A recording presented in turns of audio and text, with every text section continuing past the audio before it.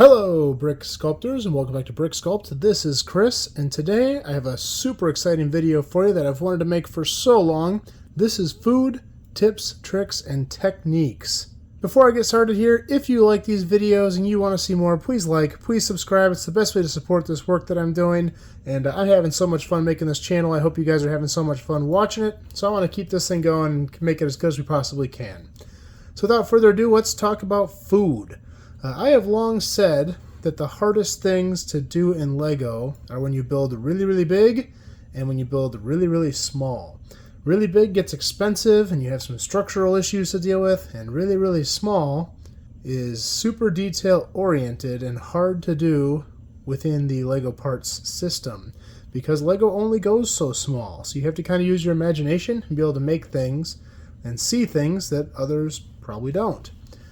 So first thing I've got here, I pulled this out of my farmer's market in my city. Just a little table of various fruits and vegetables. Got a pumpkin back here. I threw a few pineapples in there. Minifig heads work really well for food. This one's kind of like a squash or maybe just a smaller pumpkin. It's not a head, it doesn't have a face on it. But it's just that shape in a bright light orange. I've also got a few smaller guys here, just some 1x1 rounds and some 1x1 little flowers with the toppers on it, just to look like various pumpkins and squash and things like that. Or they could be mangoes or oranges or whatever. Over here in this farm stand, I've got all kinds of different stuff. Now this is the only section of this video where I'm going to show a lot of pre-made foods. For the most part, I want to focus on homemade foods, things that you haven't seen. Because obviously everyone knows about a Lego carrot or a Lego banana or a Lego apple. But I want to show some things that are new. But I wanted to kind of show this thing as a whole, and it looks really good with some of the pre-made foods in it.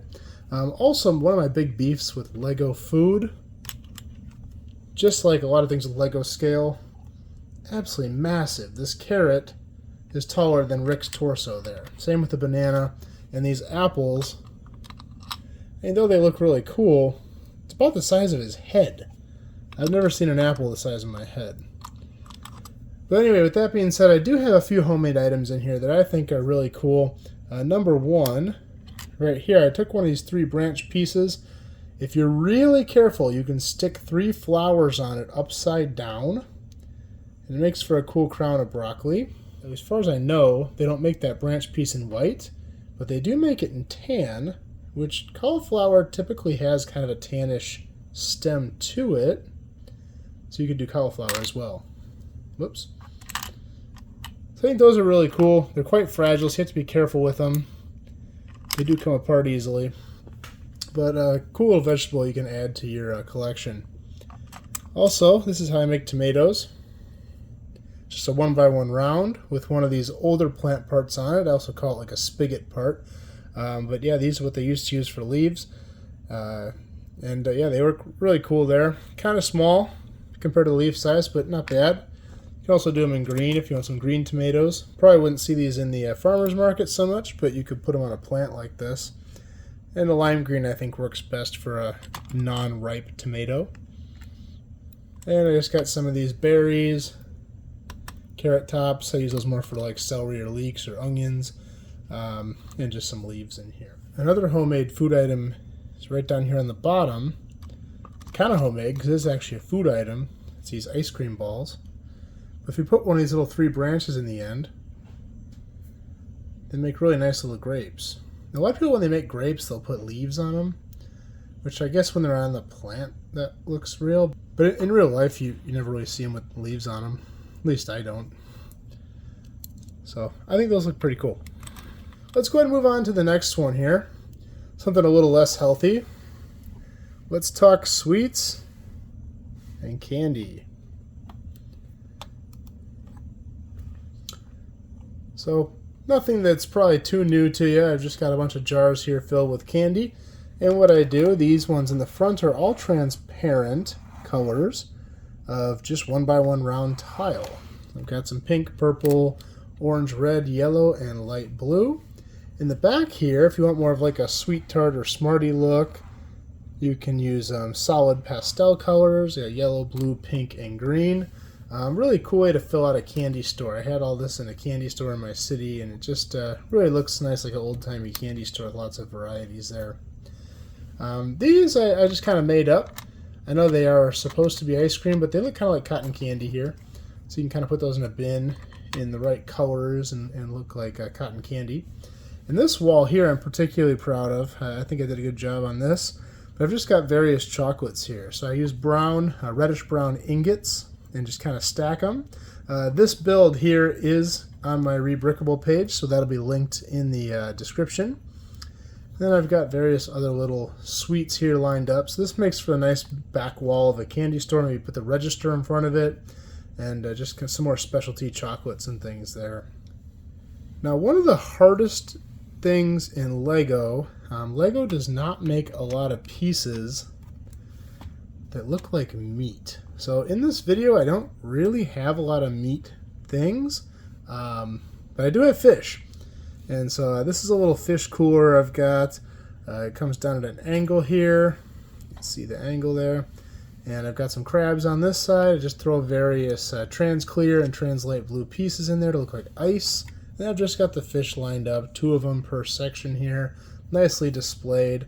This would be cool, like a fish market if you have like a dock in your city, something right off there, somebody catches local fish and sells them.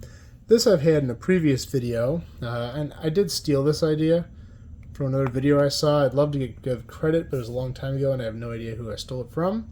But what they use here are the pirate hand hooks, and they work awesome in fish mouths, and you can hang fish, you know, like if you were having a charter, you know, come off on a dock and displaying the fish they caught there. It's another cool technique there.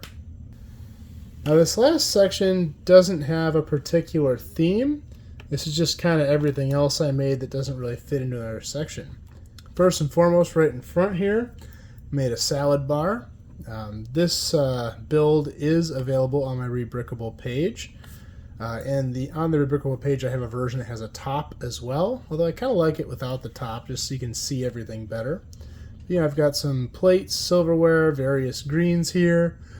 And then I just added various 1x1 rounds and tile and round plate and some flower pieces just in different colors to look like different items of a salad bar. You got some red, some orange, maybe tomato and carrots, you know, some dark green, regular green, just various items you would throw on top of a salad. And then right here I've got a little bin of dark tan. This could be rolls, this could be croutons, who knows? Just, you know, let your imagination run wild. Then down here in front, got a couple of things of salad dressing. You got kind of the oil based and then just a basic bottle there. And back here, I had this in my kitchen tips, tricks, and techniques video, but I really like it, so I kept it around. I figured, hey, it would fit good in this video too. If you haven't seen that video, I'll link it at the end. But this is what I like to call my baking setup. So maybe someone's getting ready to bake a cake or make cookies. You know, we got a little wedge of butter here on a butter tray, mixing bowl, you know, maybe a little bowl for salt or sugar, a couple various condiments here, and then a nice big jug of oil, sack of flour, maybe some flavorings or icing, you know, chocolate, vanilla, something like that. So I think that turned out really cool. If you're curious what these legs are, one of the techniques I really like to use for shorter tables, because I like the telescope legs, but they're often too tall for minifigs. So I've found what works really well is just using spigots. And you just point these whatever direction. If you don't want to be seen at all, you can point them in at an angle like this, or if your table is not wide enough, you can point it at an angle like that. But I really like these because the table sits lower, and it makes the table, especially when you're adding detail, you got all these jumpers on top of the table. You have to have 2 plates high of tabletop. So you want it to be kind of at waist height for the minifigs. So a nice short leg like that works really well, and I use that all the time.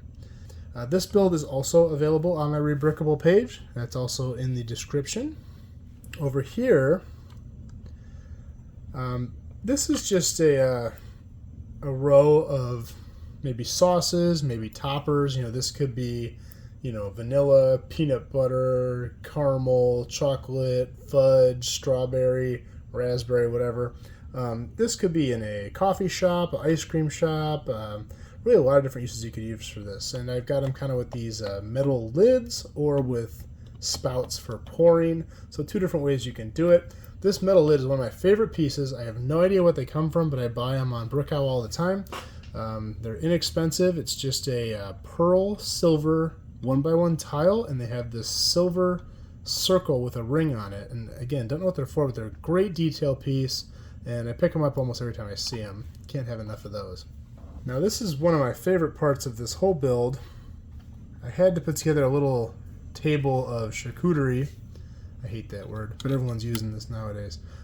Got my grapes on there I used in the produce section.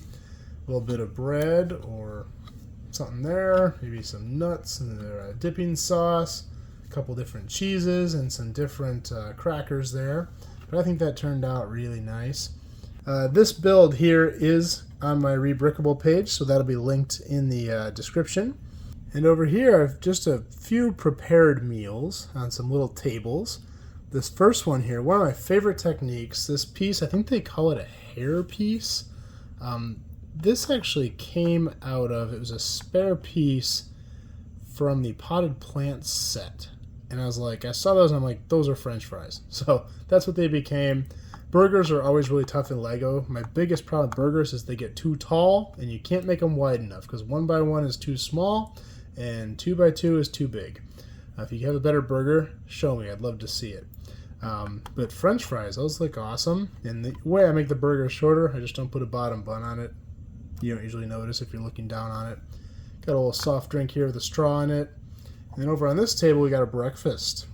Same thing, we got those French fries, and some hash browns there, a couple fried eggs, and then these little half-round 1x1 tiles make for awesome slices of toast. So I threw that on there too, and a cup of coffee. Well, I hope you guys like this video. If you like this, please like and subscribe. I'm going to do more videos just like this in the future. If you have any questions or comments, please leave them below. And we will see you next time.